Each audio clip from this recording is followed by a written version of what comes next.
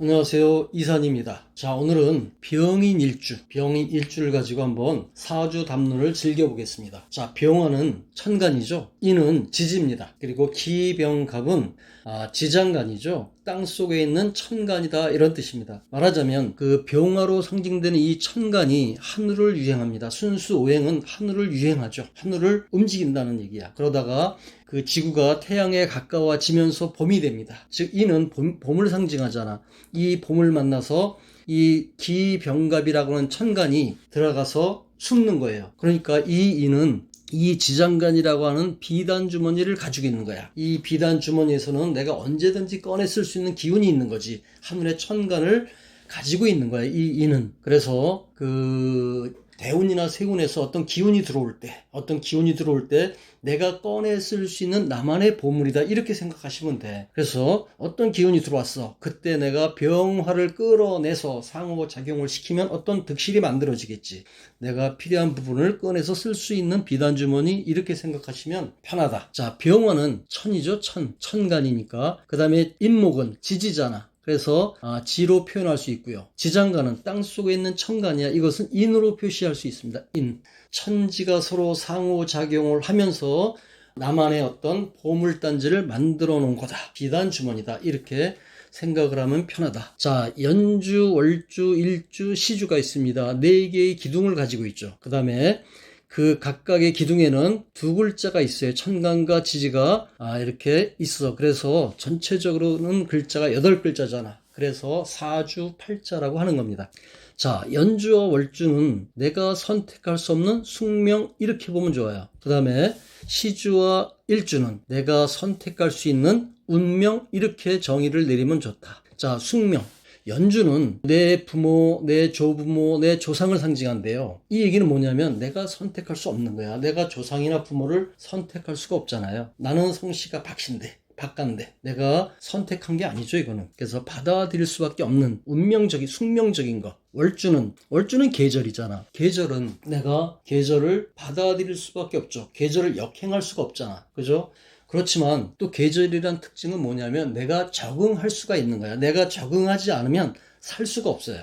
내가 여름에는 얇은 옷을 입어야 되는 거고, 겨울에는 두꺼운 옷을 입어야 내가 살 수가 있지. 그리고 원시 시대를 거쳐서 어떤 농경 사회를 갔을 때 봄에는 씨앗을 뿌려야 되고, 여름에는 길러야 되고, 가을에 추수해야 되고, 그리고 겨울에는 저장을 해서, 추운 겨울에는 집에서 창고에 저장해 놓은 식량을 꺼내서 먹어야 되잖아. 이것은 그 계절에 순응하면서 적응한 거예요. 그죠? 그래서 월주는 숙명이지만 내가 적응해야 되는 거야. 자, 그 다음에 일주는 뭡니까? 오늘이라는 하루는 내가 선택할 수 없어. 아침에 해가 뜨면 오늘이 되잖아. 내가 받아들여야 되지만, 그러나 내가 동쪽으로 가야 될지 서쪽으로 가야 될지는 내가 선택할 수가 있다고.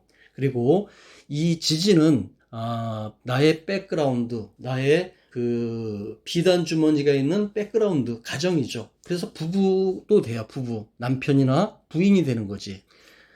그래서 내가 결혼하고 안 하고, 내가 부인을 맞이하고 남편을 맞이하고 안 하고는 내가 선택할 수도 있어요, 사실은. 그 다음에 내가 자녀를 가질지 안 가질지도 선택할 수가 있는 거고요. 그래서 내가 오늘 하루는 받아들여야 되지만, 그러나 내가 자유의지로서 어떤 선택을 할 수 있는 것이기도 하다.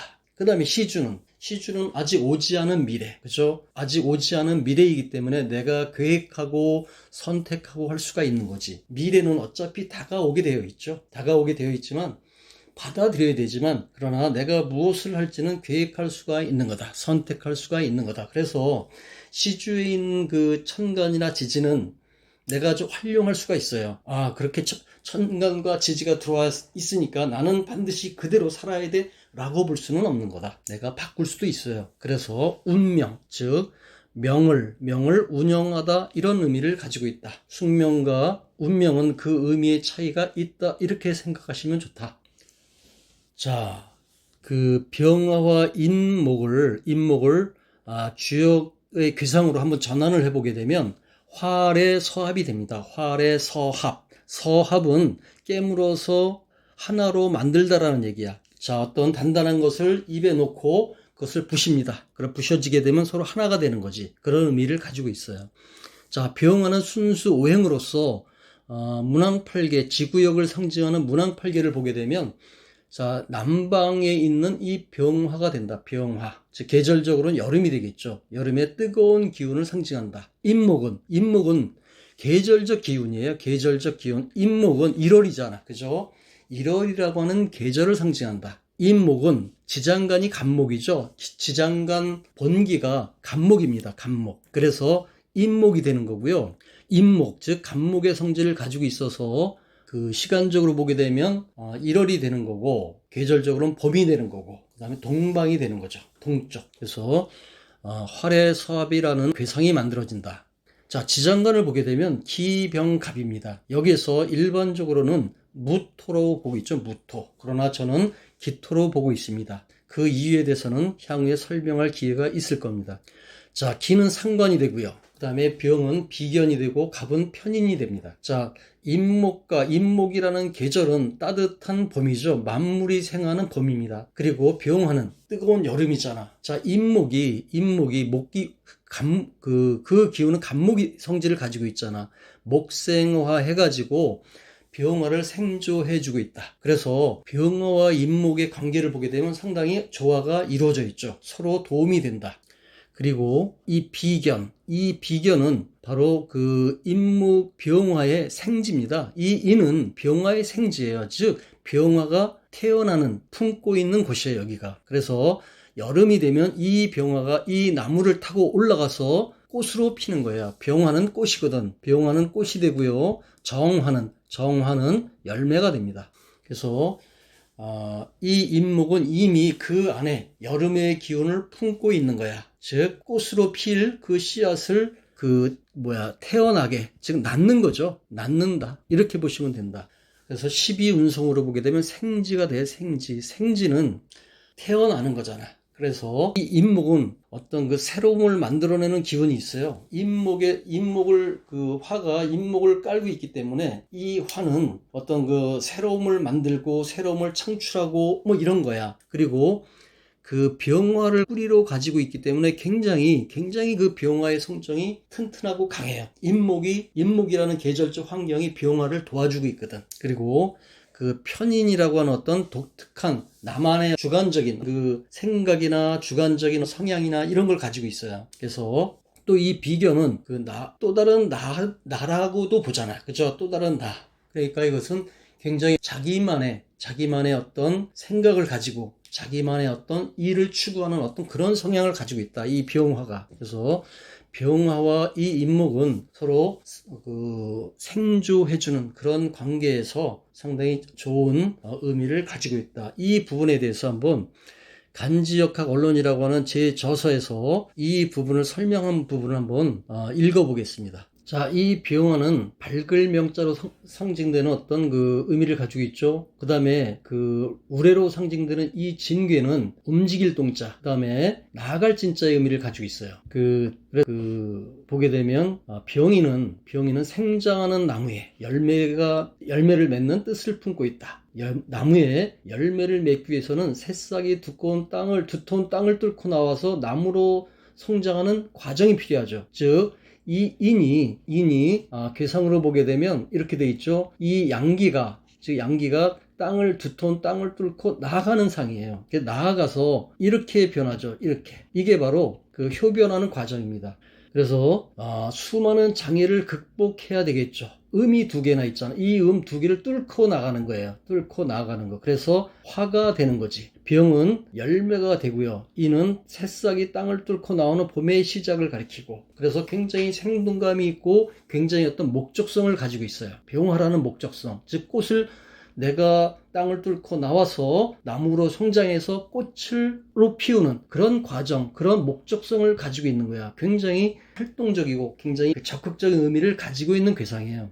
자, 보게 되면 하괴 초구, 즉 이 징계죠. 징계는 2개를 짊어지고 있잖아. 움직이면서 수고로이 나아가고 있어요. 앞으로. 그죠? 땅을 뚫고. 2개는 전지를 막고 있는 장애물이죠. 그죠? 2개는 이 양효가 뚫고 나가야 되는 장애물이에요. 그래서 이 장애물을 돌파해 나가는 모습이 바로 활의 서합이라는 주역의 괴상이야. 이 서합이라고 하는 거는 장애물을 제거함으로써, 그저 장애물 이 두 개를 제거함으로써 열매로 상징되는 문명, 이 문명이 바로 화를 의미해요. 화, 이화계, 밝을 명자로 상징되는 그렇고, 그래서 서합의 의미는 뭐냐면 입안에 음식을 씹어서 융합하는, 하나로 만들어내는 그런 뜻이야. 그래서 분열시키는 걸림돌을 제거하고 하나로 통합되는 도를 말한다. 아무리 험한 물건도 결국은 씹어서 부셔서 하나로 화합되는 그런 것을 말해. 그래서 활의 서합으로 상징되는 이 병화와 임목은 굉장히 적극성을 가지고 있어요. 다시 말하면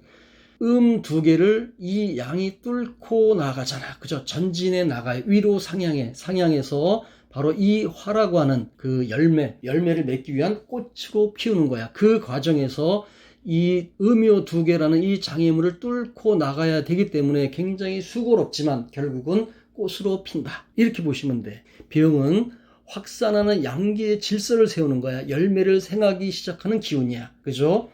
이는 양기가 용출해서 상승하는 기운이죠. 따스한 봄이 시작하는 때야. 그래서 병인 이 자체의 뜻은 열매를 맺기 시작하며 아름다움으로 빛나기 시작하는, 병화가 만물을 화생시키는 분기탱천한 따스한 인목, 봄의 인목을 타고서 상승하는 기운, 의욕과 정열이 넘쳐흐르는 상이다. 이렇게 보면 돼요.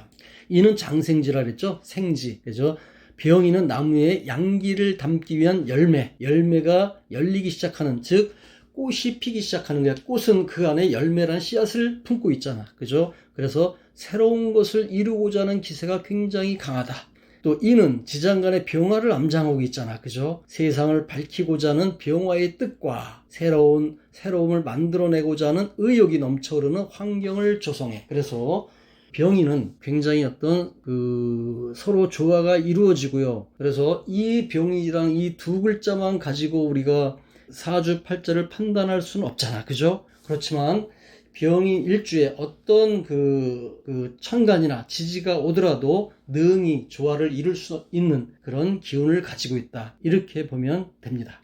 병인 일주를 가지신 분은 내년 을사년을 맞이하게 되면 좀 더 자기 기운이 강해지고요. 그죠? 을사의 이 을목이 도와주고 있고요. 그 다음에 이사화, 그죠? 병화와 록 관계가 되죠. 그래서 이 병인이 굉장히 강해지는 어떤 그런 상황이 된다. 그래서 너무 지나치게 강황해지면 안 되죠. 그죠? 너무 지나치게 강해지면 안 되기 때문에 역시 바를 정자, 그죠? 바를 정자를 좀 마음에 품고 내년을 맞이하는 것이 좋겠다. 왜냐하면 지나치게 이 사화는 결국 불덩이라 그랬잖아. 그죠? 이 불덩이가 지나치게 마른 장작이면 너무 불이 쉽게 붙고 금방 재로 화해버릴 거고, 이 화가 너무 약해도, 그죠? 약해도 타다가 말 거다. 젖은 나무라면. 그래서 병인 일주는